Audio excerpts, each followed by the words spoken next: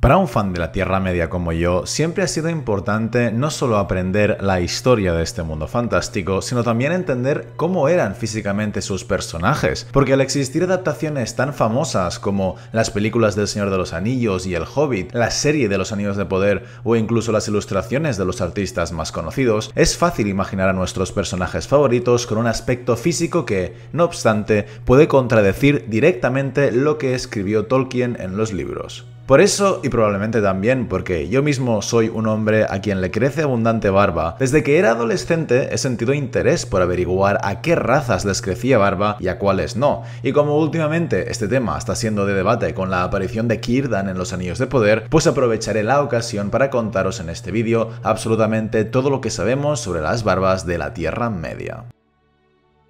Empecemos hablando de la raza de los enanos. En el apéndice A del Señor de los Anillos ya hay una breve mención sobre ello, pero el texto más relevante sobre sus barbas se encuentra en el 8º volumen de la historia de la Tierra Media, donde se indica que todos los enanos tenían barba desde su nacimiento, no solo los hombres, sino también las mujeres, las cuales eran tan parecidas a los hombres que, cuando las demás razas veían a una mujer enana, las confundían pensando que eran hombres. En ese mismo texto también se añade que el único caso en el que podía haber un enano sin barba sería porque alguien lo hubiera afeitado a la fuerza para burlarse de él, en cuyo caso el enano en cuestión sentiría tanta vergüenza que directamente le daría un ataque y se moriría.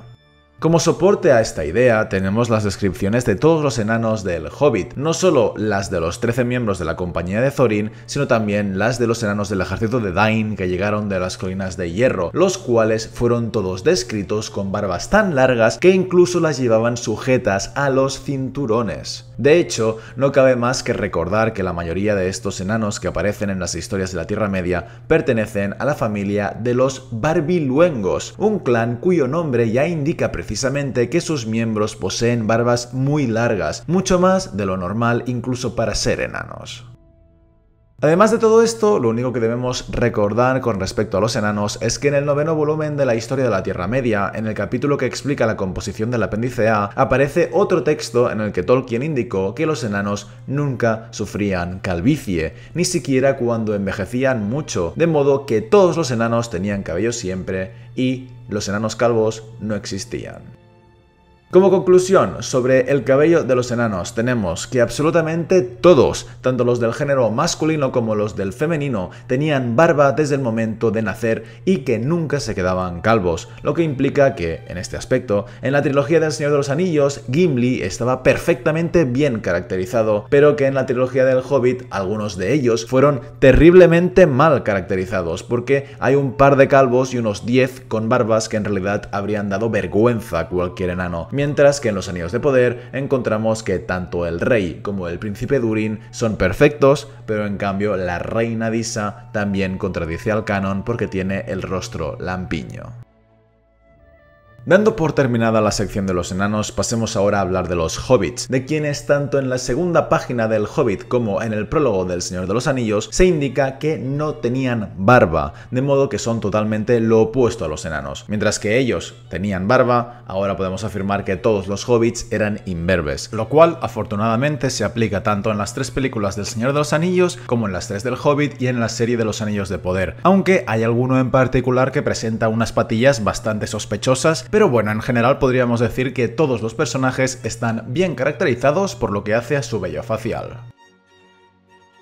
Tanto con los enanos como con los hobbits es bastante fácil estudiar sus barbas porque Tolkien lo clarificó todo en sus escritos. Pero ahora pasamos a hablar de los elfos, cuyas barbas ya adquieren un punto más de complejidad. Lo cierto es que en ningún momento del Hobbit, El Señor de los Anillos o El Silmarillion se nos da ningún dato sobre el vello facial de los elfos, salvo en el caso de Círdan, el carpintero de barcos, de quien se dice en la penúltima página del último capítulo del Retorno del Rey que era muy viejo y tenía una barba muy larga. El hecho de que Círdan sea descrito con barba nos podría hacer pensar que, al igual que los humanos, los elfos en general podían tener barba, pero esa teoría quedó descartada cuando en el capítulo de Galadriel y Celeborn de los cuentos inconclusos, Christopher Tolkien indicó que su padre había escrito una nota en 1972 donde se explicaba que no tener barba era una característica de los elfos, y como los genes élficos eran muy duraderos, pues todos los hombres que descendían de algún elfo tenían los rostros de aspecto lampiño.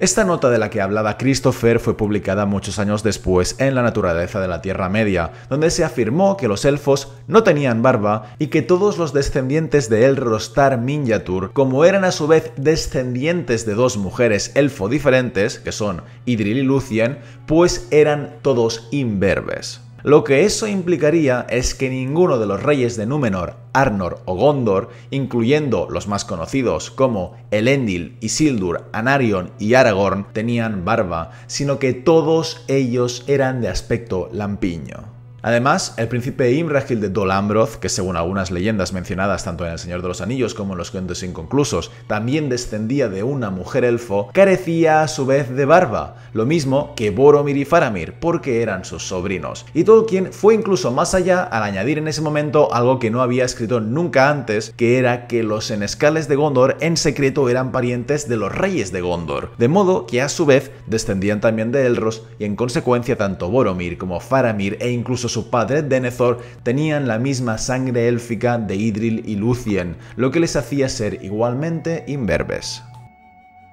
Sin embargo, en este punto surgió una contradicción de la que Tolkien nunca pareció darse cuenta, y es que él había escrito que tanto Theoden como Éomer tenían barba, pero también escribió en un texto publicado en los cuentos inconclusos que Morwen, la madre de uno y abuela del otro, era una mujer que descendía de los príncipes de Dol Amroth, y como acabamos de decir que el príncipe Imrahil era imberbe debido a su sangre élfica, si ahora asumimos que Morwen era pariente suya, significaría que tanto Theoden como Éomer deberían ser también imberbes, pero como Tolkien especificó que ellos dos tenían barba, solo podemos pensar o bien que es una incoherencia, o bien que dependiendo del parentesco exacto que tuviera Morwen con Imrahil, pues la sangre que llegó a Theoden y Éomer estaba demasiado diluida como para que los genes élficos tuvieran todavía fuerza suficiente para hacerlos barbilampiños.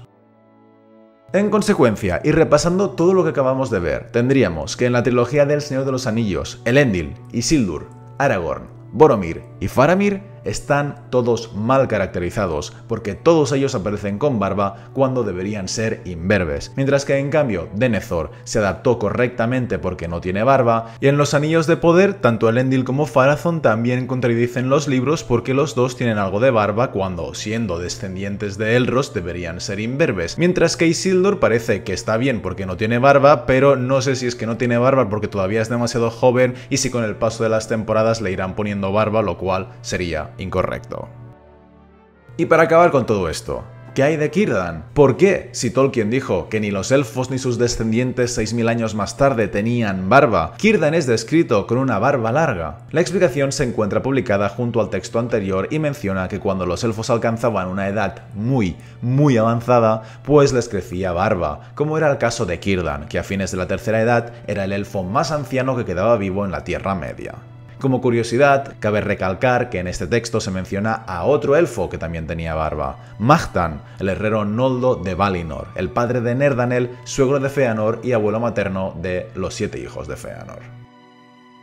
En consecuencia, tendríamos que Círdan sí que está bien caracterizado en los Anillos de Poder, o que al menos estaría bien caracterizado si la serie estuviera adaptando la tercera edad de la Tierra Media. Pero como está situada en la segunda edad, pues la verdad es que tengo dudas, porque en la naturaleza de la Tierra Media se nos da a entender que la segunda edad era demasiado pronto como para que Círdan tuviera su barba, la cual en teoría no le habría crecido hasta finales de la tercera edad. Aún así, como es algo que no es seguro y además se trata del elemento más característico de uno de los personajes más icónicos, personalmente no me importa que en la serie tenga barba aunque todavía se encuentre en la segunda edad.